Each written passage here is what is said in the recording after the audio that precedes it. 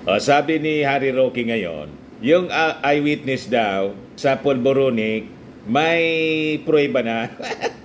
Alin na niya, Mr. Maravillas, na eyewitness? Yung pinagmamalaki nila ngayon na panibagong Jonathan Morales. Babaeng version, mga kababayan, ni Jonathan Morales, yung dating PDEA agent na sabi ng ating Pangulong Bongbong Marcos, para niya yan jukebox. Pag inulugan mo yan, tutugtog. Kaya nang imbestigahan, mga kababayan, sa Senado, natunaw si Morales. Hindi na nagsagawa ng hindi na tinapos ni di na tinapos ni Senator Pancher yung kanyang investigasyon. Yung challenge nga natin, invite mo po, ituloy mo yung investigasyon. Tapos itong bagong eyewitness ninyo, papagsalitain ninyo sa Senado para ma-cross-examine ng mga senador. Kasi pag ganito mga kwento-kwento po, malabo. Ang naniniwala lang nito, kayo, kasi kayo yung gumawa ng kwento. Yan, mga kababayan, yung bagong live stream po ni Attorney Harry Roque, sabi dyan, the Spokes Hour 303, eyewitness sa Polboronic, may pruweba na. Ngayon pa lang po, kanina lang po ito, mga kababayan, ginawa niya. Nag-live siya. Ang sabi niya rito, tinawagan daw siya ni dating Pangulong Digong at sinabi sa kanya, Hari, napanood mo ba niya si Maharlika? Yung pag-live ni Maharlika na ini-interview, mga kababayan, si Cathy Binag, nang sabi, eyewitness sa Polboronic ng ating Pangulong Bongbong. Ito siya. Makita niya kasama Mr. Maravillas ni Maudig si Cathy Bina. Magkakakilala sila. Pinos ngayon, 28 minutes ago pa lang, ni Benji Contreras, na isang Marcos loyalist at kaibigan natin kasi Bicolano. Sabi ni Benji Contreras ngayon, kaya pala nagpalaganap ng fake news laban kina Pangulong Bongbong Marcos at First Lady Lisa Marcos, itong si Cathy Binag. Alam na this? Ang dali mabuking, mga kababayan, kung sino yung utak na nasa likod, mga kababayan, itong si Cathy Binag. Sa bagay, ang talagang pasimuno nitong Polboronic at nag-akusa noon pang pagkampanya, mga kababayan, pa lang sa pagka-presidente, si Maudig man talaga po. Kaya lang, di man po nagtagumpay, nasiraan yung ating Pangulong Bongbong Marcos. Nag-landslide pa. You see? Ngayon, ano ang motibo, mga kababayan, ni Cathy Binag? Diniskas, mga kababayan, ng isang kakamping. I-play ko sa inyo. Kasi ako po, wala akong tiyagaan na makinig dito kay Maharlika. Pero tinagaan itong kakamping po na panoorin yung kanyang interview. Yung interview niya, Maharlika, dito kay kasi mahaba po. Wala akong tiyaga makinig sa mahabang kwento, lalo kung kasinungalingan. Ngayon, tinagaan itong kakamping. Sabi rito, shocking. Guest ni Maharlika umamin, ito pala ang totoong dahilan. Puro sila polboron issue. Kuninto rito, inamin, mga kababayan, mismo nitong si Cathy Binag, kung bakit siya nagsasalita. Bakit niya, Mr. Maravillas? Mamaya, i-play ko po sa inyo. Ayan po ang tirador. Na malamang pag pinagsawa na itong si Maharlika, ilalaglag ito ng sindikato. Di ba? Malamang kawawa, mga kababayan, ito si Maharlika kung isakripisyo ng sindikato. Ngayon, si Leslie Bacobo, may post reacting sa naging post din ni Bobby Tiglao, columnist ng Manila Times, discussing kung sino itong tinatalakay niya kung sino itong si Cathy Binag. Sabi rito, lumaki pala sa Davao. So, alam na this. Kilala ko siya. Naku, user to the max. Sabi naman po ni Melchor Birgara, oo nga naman, gold digger from Davao. Alam na. Mas credible yung people. O actually, no. who actually know her than were only using her as their latest tool in their quest to oust PBBM. Mababaho ang utak. Nasa pa kayo? Magkakakilala sila. Na.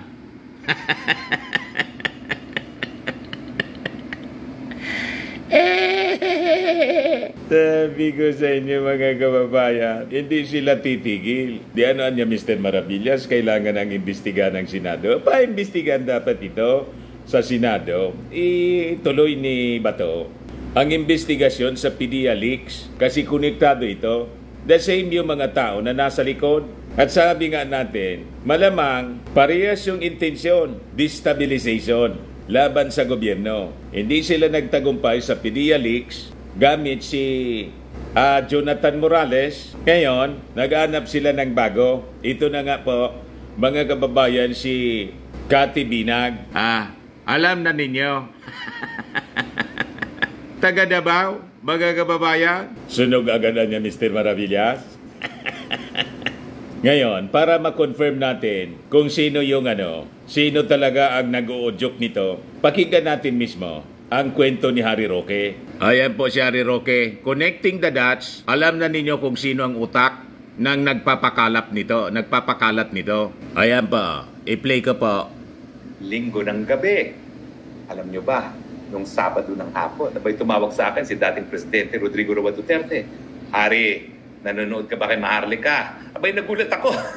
Yung pala, ang ating dating Presidente, nanonood talaga ng YouTube kay Maharlika at sa akin. Kita na rin niya. So, alam ni Digong na interviewin yung sinasabing eyewitness. Connecting the dots. Alam na ninyo kung sino ang mastermind? Sino ang tumawag kay Maharlika, mga kababayan, para interviewin itong si Cathy Binag? Nakita na ninyo? Sabi nga po, mga kababayan, ang isda nasisilo sa kanyang bibig, nababanwit sa bibig. Ulitin natin ang sinabi ni Harry Roque ngayon pa lang. Hello! Magandang linggo sa inyong lahat. Sana po kayo nakapagpahinga dahil bukas ay Lunes na naman. Siyempre, hataw na naman mga Pilipino sa ating mga trabaho. Pero bago tayo magtrabaho muli, abay, Spokes Hour muna tayo ngayong linggo ng gabi.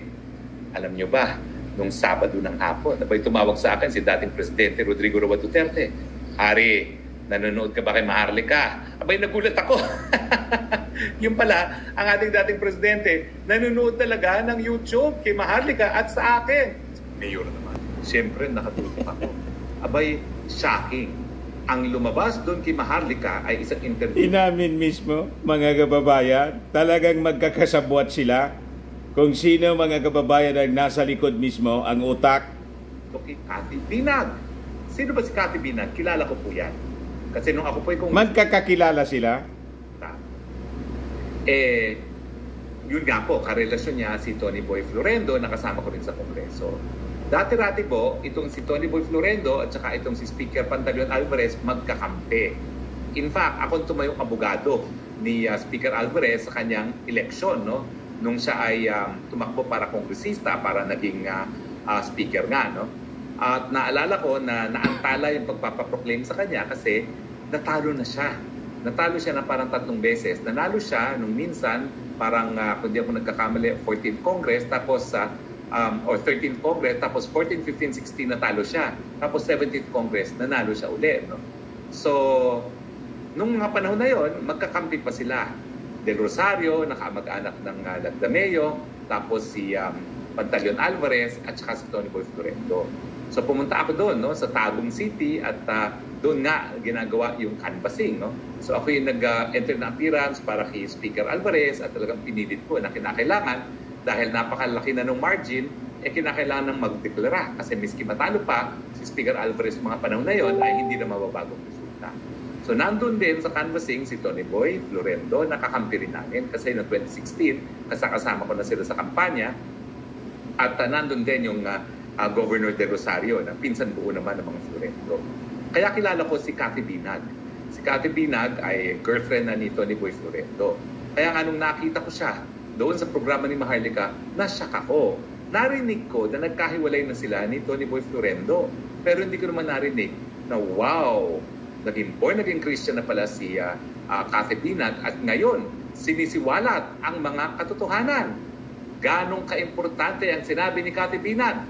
Sa kauna-unahang pagkakataon, mga kababayan, meron na tayong testigo na nakakita na nagpupulburon ang ating Presidente PBBM not once, not twice, but 5 times. O di pa imbestigan ninyo kay Bato para ipagpatuloy ang testimony tulad ng ginawa ninyo kay Jonathan Morales para ma-cross-examine po.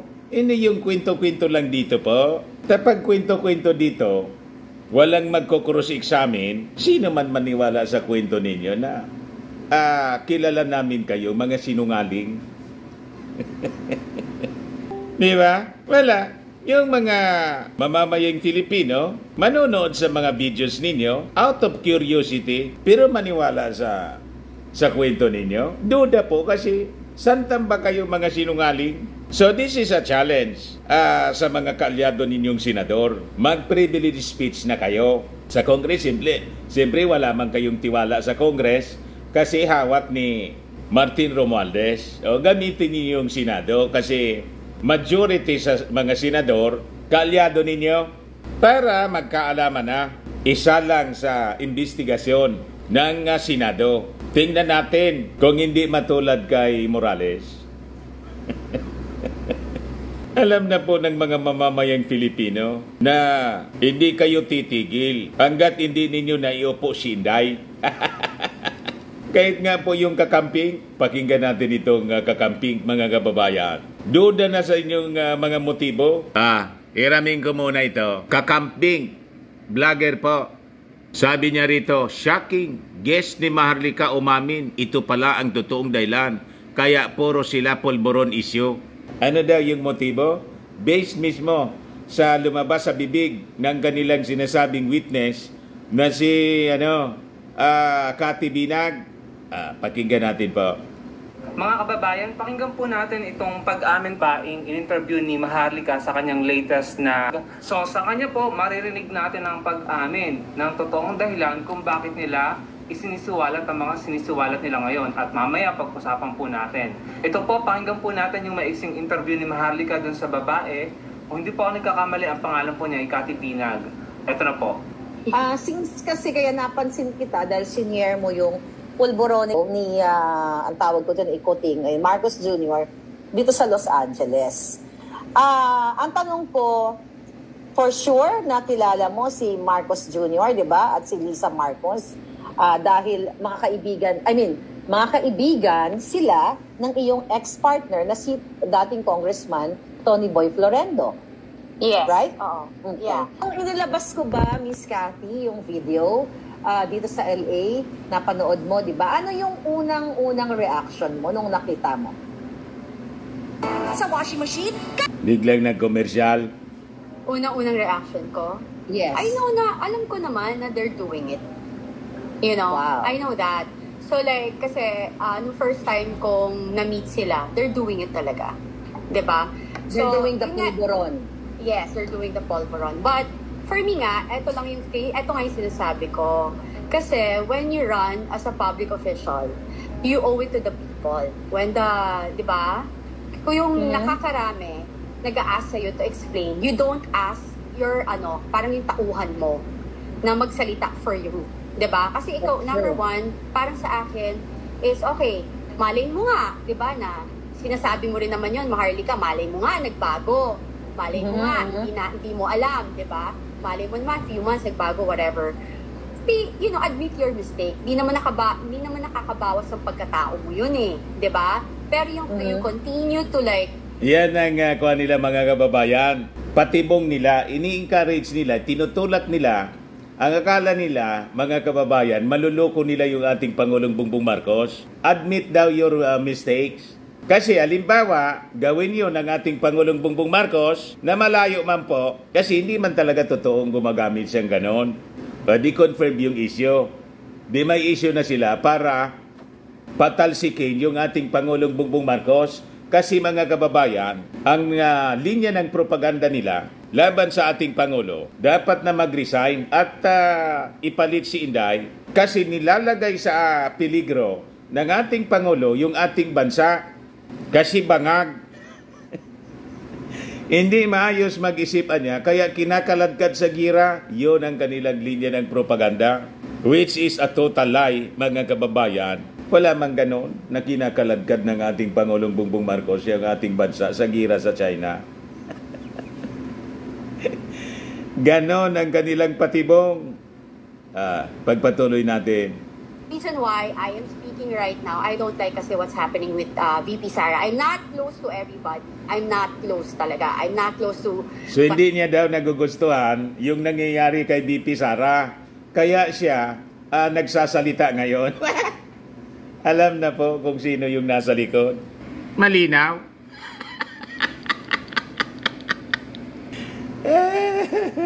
Tapos sinabi ni Harry Roque nang in-interview ito kahapon, nakikinig yung dating Pangulong Digong, siya pa ang tumawag sa kay Harry Roque.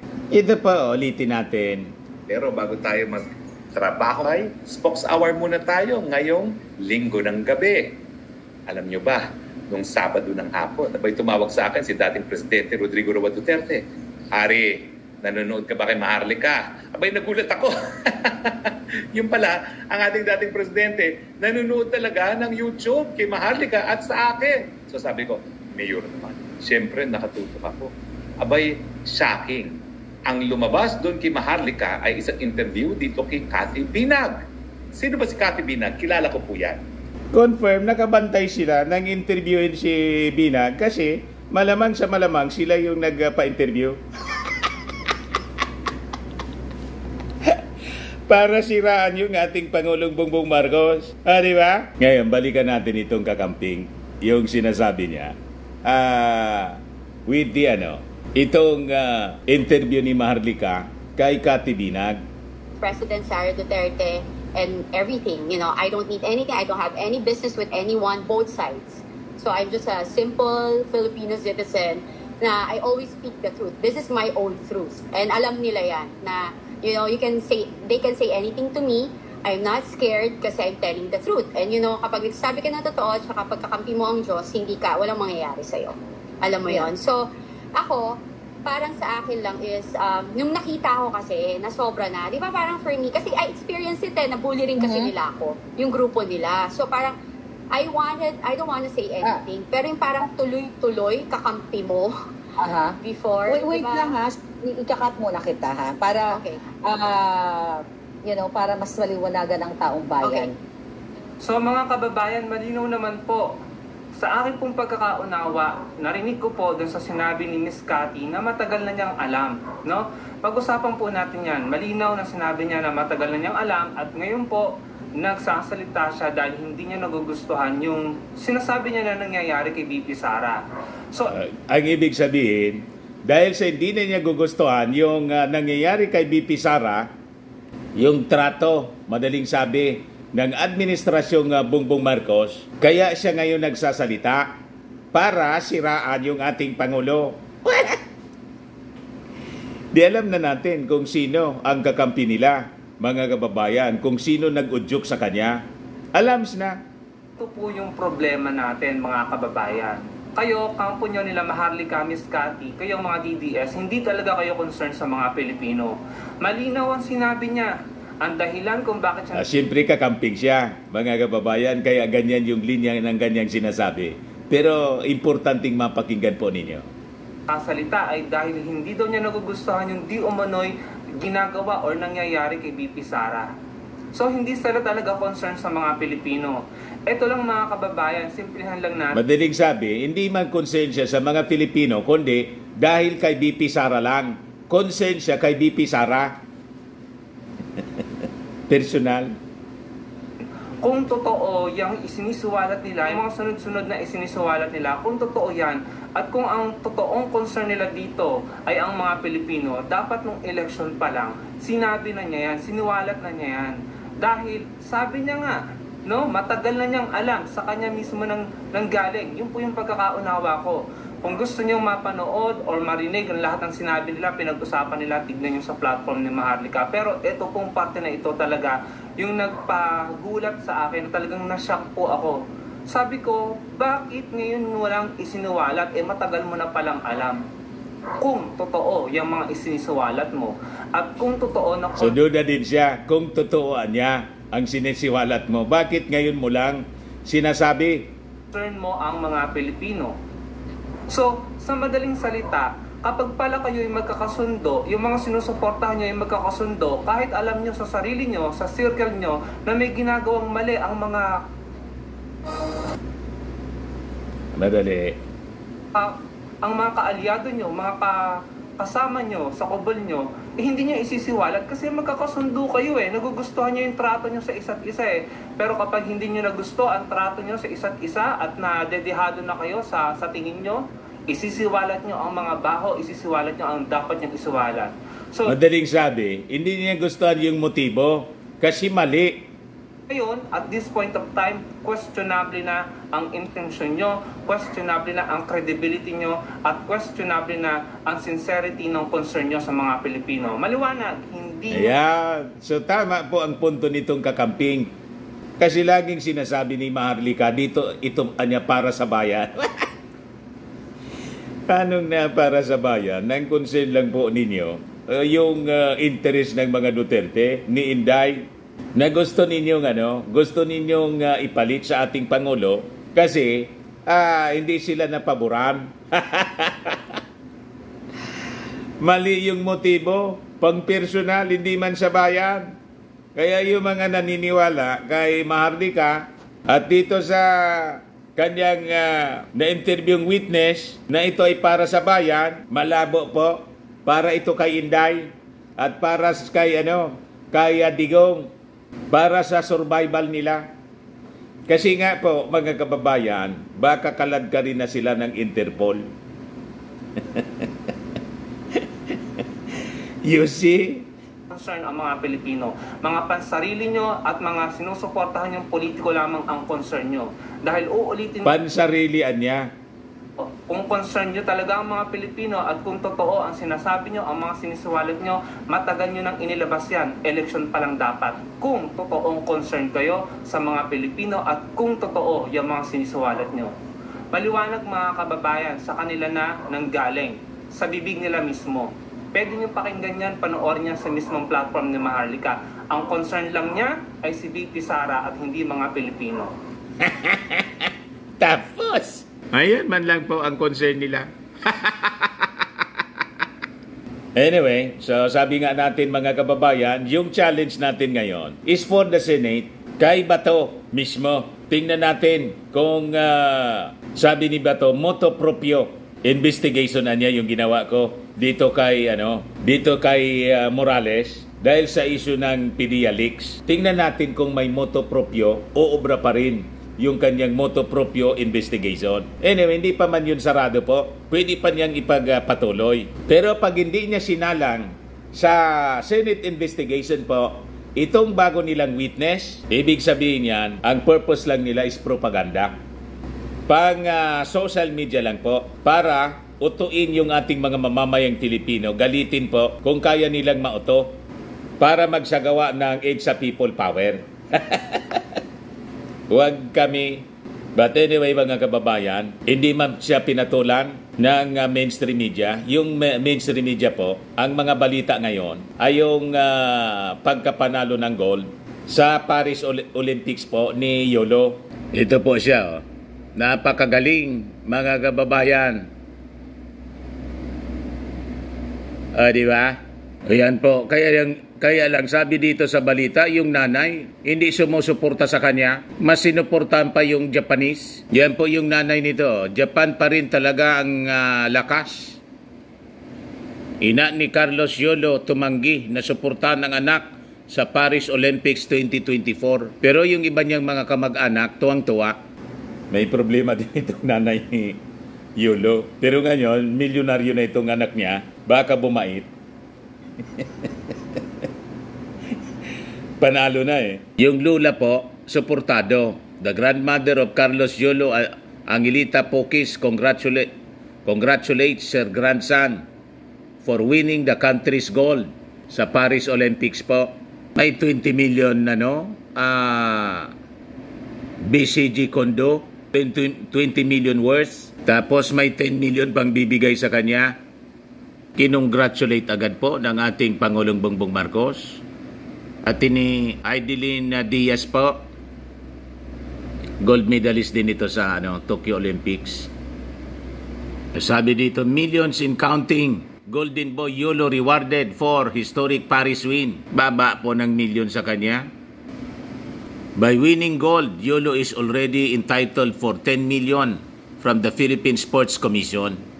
On top of that, assured pa siya na magkaroon ng fully furnished condominium worth 20 million. Tapos yung Congress is also giving 3 million reward. At sigurado, pati yung Senado yata, magbibigay din po. O ngayon, other than si Yolo, ang isa pa na headline ngayon, yung pagkamatay po ni Mother Lily po. Yan yung confirmation ng kanyang family po. Lily Yu Monteverde. Ngayon, sabi dito sa balita, kamamatay lang din pala mga kababayan ng asawa niya. Tapos sumunod na siya. Yan po. Si Lily Monteverde po, siya yung founder ng Regal Entertainment. So yan ang laman ng mga balita ngayon. Wala man po yung yung kwento ni Cathy Binag, yung pasabog po ni Marlica, hindi man po inintindi ng mainstream. Alam kasi nila na fake. Hindi man pinatulan po ng mainstream. Alam nilang propaganda lang ng mga Duterte. Alam na nila kung sino ang utak.